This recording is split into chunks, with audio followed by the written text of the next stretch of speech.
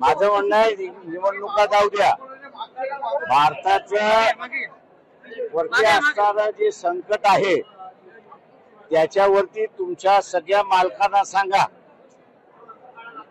की चिंतन करायला आणि त्याच्यावरती लोकजागृती करायला। हा देश ज्यावेळेस गुलाम झाला त्यावेळेस शूद्राला आणि अतिशूद्राला काहीच त्रास झाला नाही। जो काही त्रास झाला तो इथल्या सवर्णांना त्रास झाला, अशी परिस्थिती आहे। मोदीच्या राजकारणामध्ये देशाचं स्वातंत्र्य धोक्यात आलंय असं मी त्या ठिकाणी मानतोय। आर्मी चीफने मध्यंतरी प्रेस कॉन्फरन्स घेऊन असं सांगितलं की 3 महिन्यामध्ये पाकिस्तान बरोबर युद्ध होण्याची शक्यता आहे। माझी अपेक्षा ही आहे की ते युद्ध खरं ठरू नये, पण झालं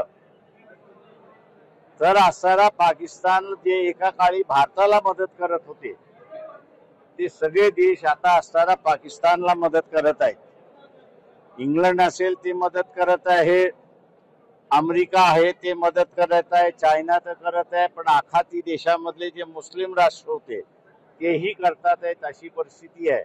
रशियाने सुद्धा इंजन देण्याचं असणारं आश्वासन पाकिस्तानला दिलेलं आहे, म्हणजे ज्याच्यावरती आपला भरोसा होता तो सुद्धा आता भरोसा राहिलेला नाही।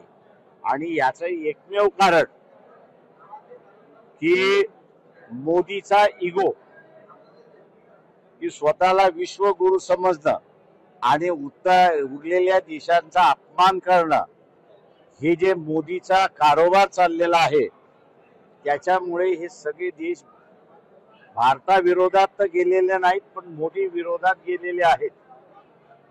पण ते मोदी विरोधात जरी गेले असले आणि युद्ध झालं आणि आपण हारलो तर पाकिस्तानचं राज्य आपल्यावरती आल्याशिवाय राहणार नाही, हे लक्षात घ्या।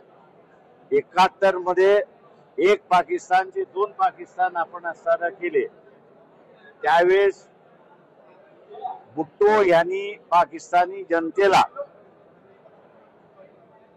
शपथ घातली होती, आवाहन केलं होतं की आज आपण कमकुवत आहोत म्हणून आपल्याला असणारे 2 तुकडे झाले, पण संधी आली तर भारताचे सुद्धा आपण अनेक तुकडे केल्याशिवाय राहता कामा नये।